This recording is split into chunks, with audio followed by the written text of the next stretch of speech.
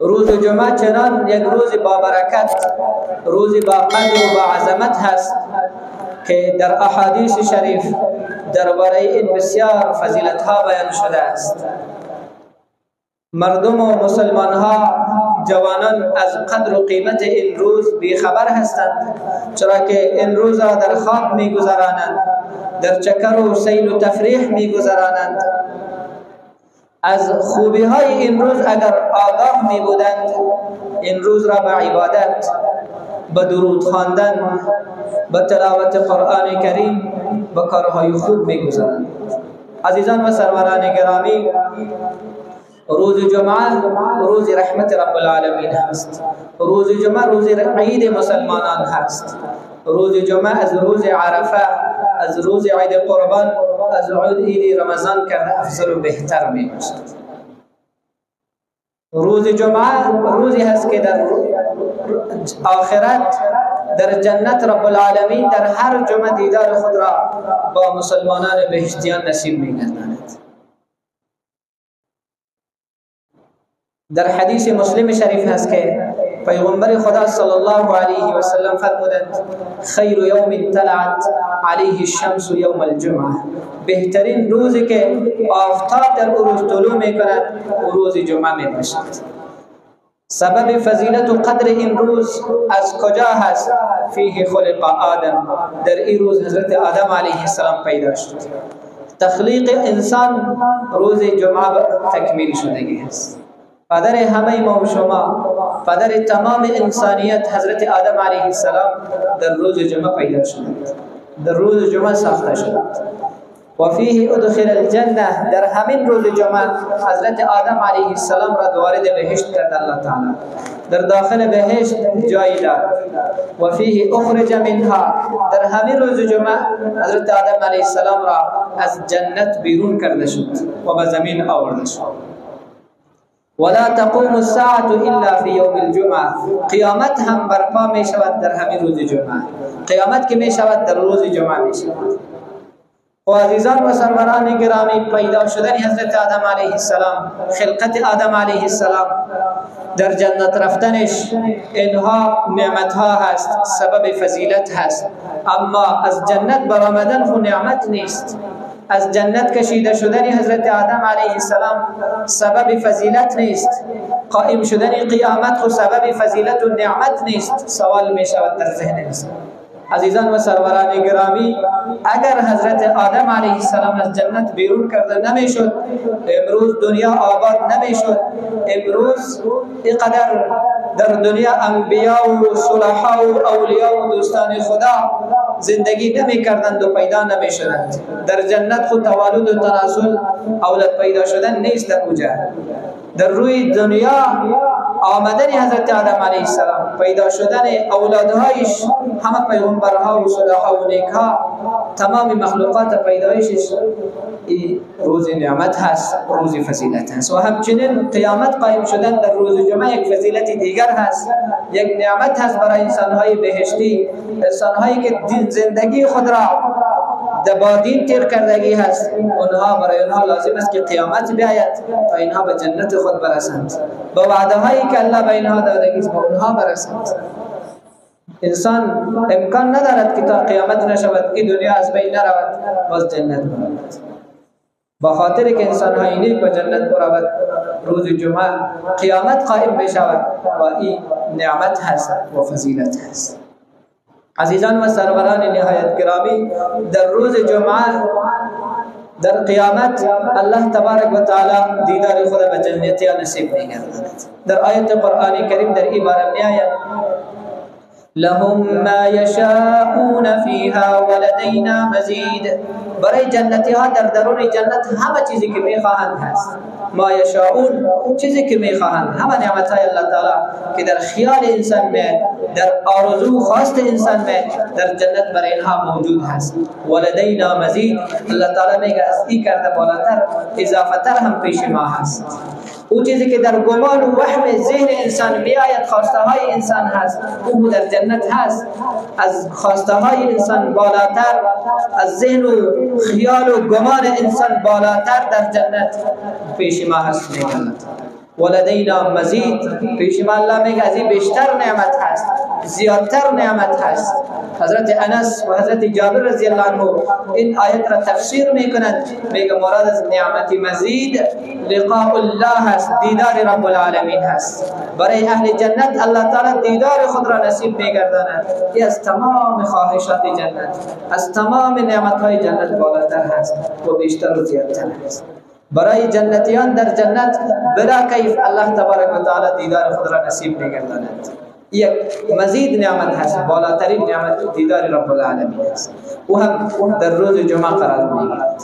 در دیگر آیت سوره یونس الله تبارک و تعالی للذین احسنوا الحسنى و زیاده، برای کسانی که نیکی کردند در دنیا حسنا جنت میباشد و زیاده از جنت بیشتر بالاتر نعمت هم میباشد. و زیاده را خود پیغمبر خدا صلی الله علیه وسلم لقاء دیدار رب العالمین برای جنتیان ترجمه کرده است.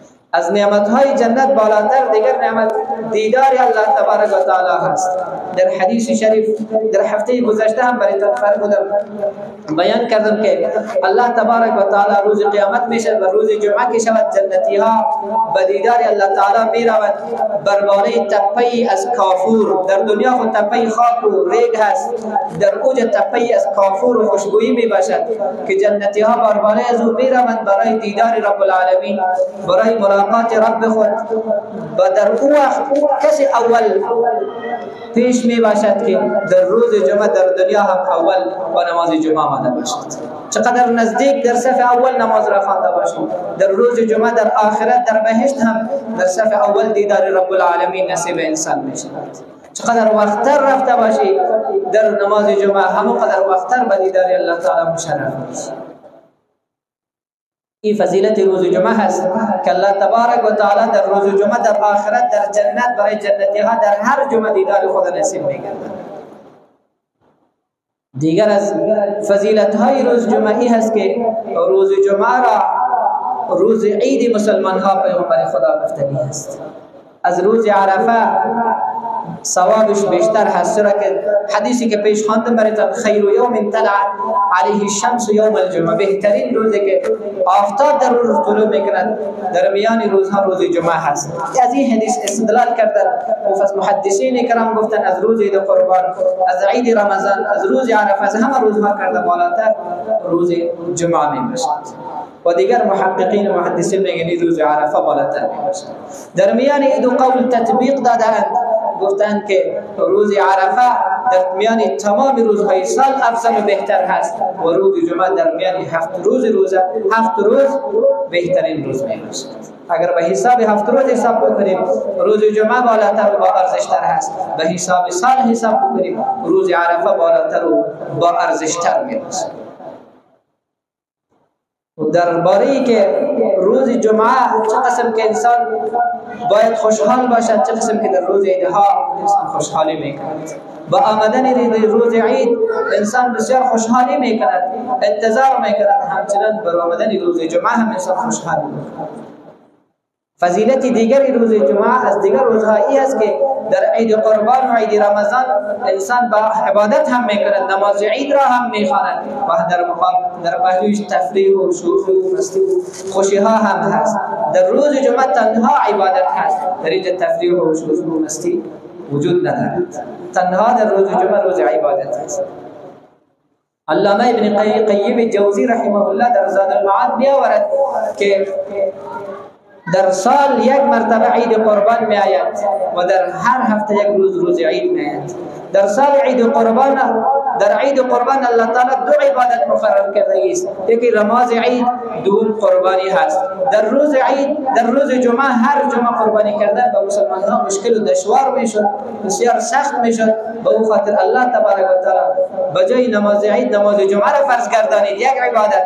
بجای قربانی وقت آمدن را، کسی که وقت به نماز جمعه بیاد، اول وقت بیاد، الله تعالی ثواب قربانی را نصیبش میگردد.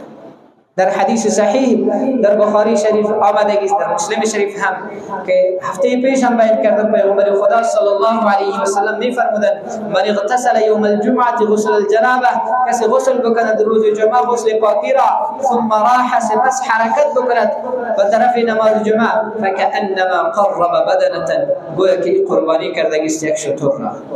ثم راح في الساعة الثانية، کسی که در نفر دوم در ساعت دوم حرکت بکند به نماز جمعه فکأنما قرب بدنه بقرة، گویا که قربانی کرده است گاو. و در ساعت سوم کسی باید فکأنما قرب کبشا اقرن، گویا که یک قوچ شاخدار را قربانی کرده است. در ساعت سوم بعد نفر چهار سوم کسی باید گویا که نفر چهارم باید گویا که قربانی کرده است دجاجه یک ماکیان. ثم راح في الساعة الخامسة، کسی در لحظه پنجم ساعت پنجم نفر پنجم باید فکأنما قرب بیضة، به تحقیق قربانی کرده است یک تخم مرغ. وقتی که امام حاضر شود خطبه شروع شود حضرت الملائکه یستمعون الذکر، فرشته ها کتاب های خود من میکنند من اونها خطبه گوش میکنند. دیگه غیر از جمعه دیگه ادا شدن جمعه دیگه ثواب بر انسانی که دیر میاد نمیرسه.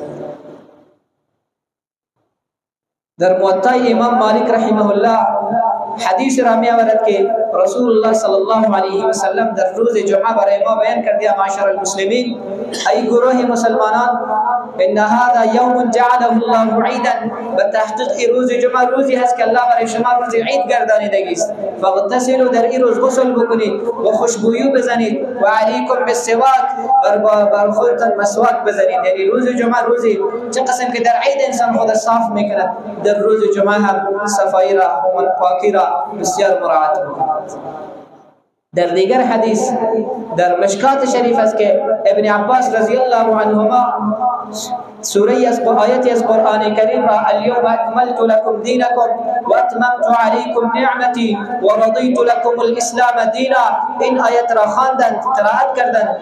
معنای این آیت این است که اليوم اکملت لكم، امروز کامل کردم برای شما دین را. الله تعالی میفرماید و اتممت علیکم نعمتی، بر شما پوره کردم نعمت خود را و رضیت لكم الاسلام دینا، برای شما دین اسلام را راضی شدم برای شما. کسی که به دین اسلام عمل بکند از او راضی هست.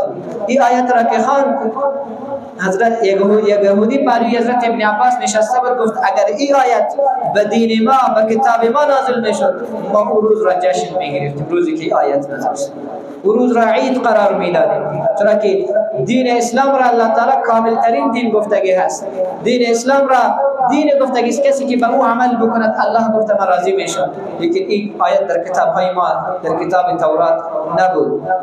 حضرت ابن عباس رضی الله عنهما در جواب اونا گفتند فإنها نزلت في يوم عيدين، بتحقیق همین آیت در روز دو عید نازل شده است، یوم عرفه و یوم الجمعه، یوم جمعه و یوم عرفه. این آیت زمانی که نازل شد پیغمبر خدا در روز عرفه در میدان عرفات بود، در اون روز جمعه بود این آیت نازل شد. پس مطلب ابن عباس رضی الله عنهما این بود که این آیت در روز خوشحالی نازل شدگی هست. در اون روز همیشه ما خوشحال، در هر عید ما خوشحالی میکنیم، در هر عید در روز جمعه ما خوشحال هستیم، ضرورت به جدایی عید کردن نیست. پس در این حدیث هم روز جمعه را روز عید گفت. در مورد روز جمعه را عید گفتن حضرت عثمان رضی الله عنه را زمانش ابو عبید میفرماید که من روز عید رفتم به نماز عید پیش حضرت عثمان رضی الله عنه که حضرت عثمان رضی الله عنه نماز عید را خواندند، بعد از خطبه دادند.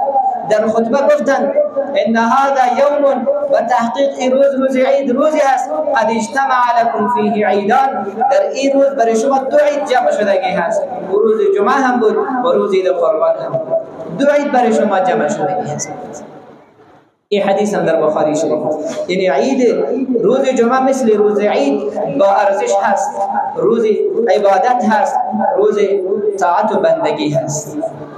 عزیزان و سروران گرامی، در روز عید یک ساعتی هست، یک وقتی هست که الله تبارک و تعالی در اون ساعت انسان مسلمان دعا بکنه هیچ رد نمیشه.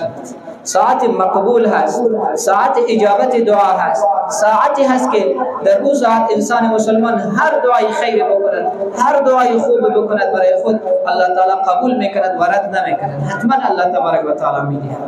در حدیث شریف میں درباره این ساعت که پیغمبر خدا گفت ان فی الجمعه لساعه، بتحقیق در روز جمعه یک لحظه هست، یک ساعتی هست، لا یوافقها مسلم، برابر نمی شود مسلمان، یسأل الله تعالی فیها خیرا، یک انسان مسلمان در اون ساعت برای خود خیر و خوبی و دعا میکند الا اعطاه الله ایاه، حتما الله تعالی برش میدهد.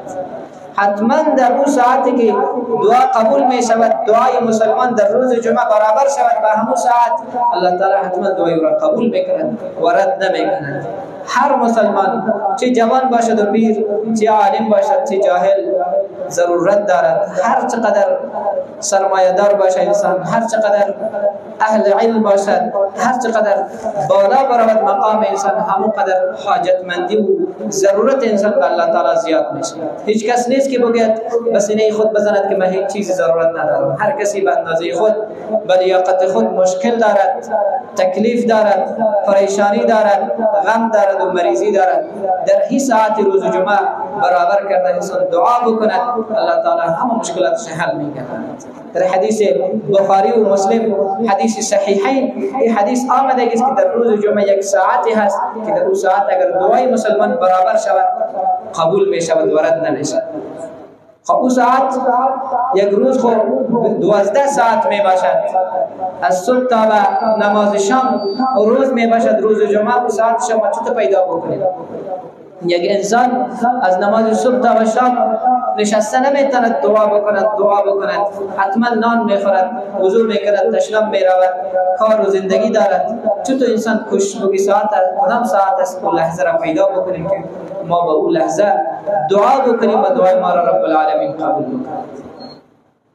علما در این باره تعیین این ساعت مقبول درباره این ساعت 50 قول نقل کردند. 43 قول را علامه ابن حجر اسقلانی رحمه الله در فتح الباری و در سفر سعادت علامه شیخ عبدالحق محدث دهلوی 40 قول را نقل کردند. علامه ابن قیم جوزی رحمه الله 11 قول را در زاد المعاد نقل کردند. در میان همه این اقوال 2 قول راجح و پسندیده است و تأیید احادیث پیغمبر خدا صلی الله علیه وسلم به این 2 قول میشه. یک وقتی که این قول گفتگی هست، او وقتی هست که امام بر بالای منبر می نشیند برای خطبه تا به ختم نماز، تا نماز خلاص شدن. همون وقت ساعت قبولیت دعا، همین وقت است که امام بر بالای منبر می براید تا نماز خلاص شدن. همین وقت دعا است. راجع قول می هست. دوم قول و بین بعد از نماز دیگر تا شام روز جمعه هست.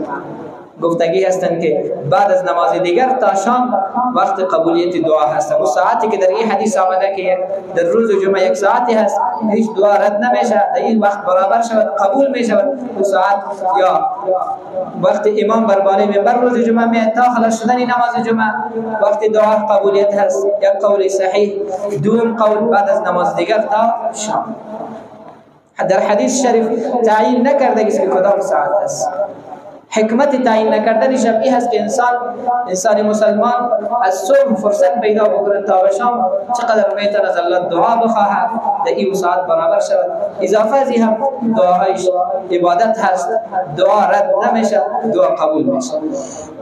در تایید قول اول حدیث پیغمبر خدا صلی الله علیه وسلم هست که فرمودند، حضرت ابو موسی اشعری رضی الله عنه فرمایند هی ما بین ان یجلس الامام الى ان تقضى الصلاه، او وقتی هست ساعتی که قبولیت دعا وقتی هست که امام بر بالای منبر بنشیند تا که نماز ختم شود. کسی از علامه بلقینی رحمه الله پرسان کردند که وقت امام که بر بالای منبر برای خطبه می نشیند، نماز خواندن، دعا کردن با زبان، درود خواندن، همه اینها درست نیست، چطور ما دعا بکنیم در این وقت؟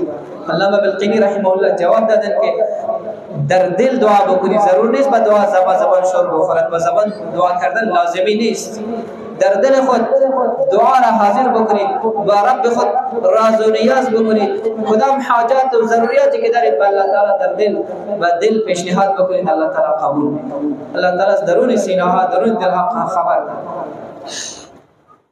دوم قول که بعد از عصر تا شام است وقت مقبول، حضرت ابو داود شریف و نسائی حدیث را می آورد که پیغمبر خدا صلی الله علیه وسلم فرمودند یوم الجمعه 12 ساعتا، روز جمعه 12 ساعت می باشد.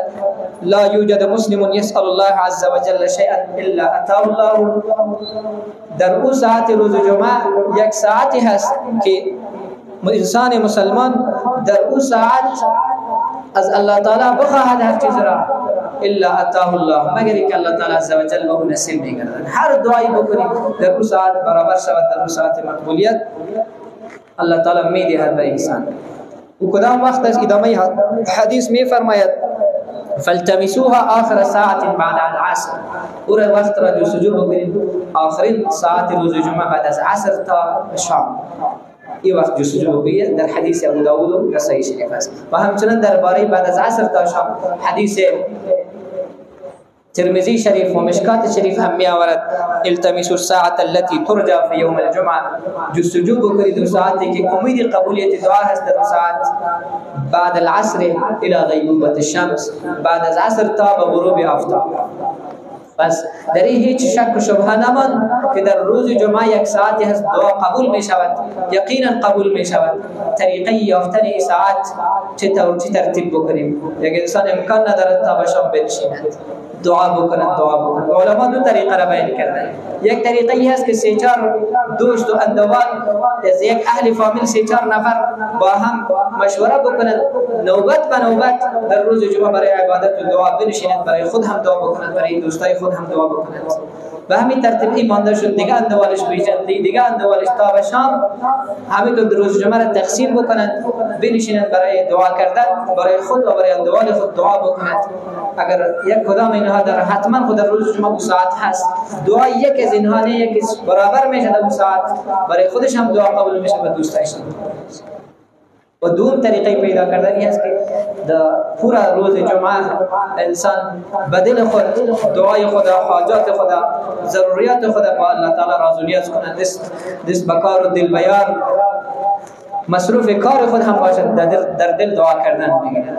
مصروف در اینجا آمده نشستین تقریر و عالم را گوش میگیرید، امام گپایش گوش میگیرید، در دل دعا کردن میگیرید، ضروریات خود به الله راز نیاز کردن میگیرید، گفتن میگیرید.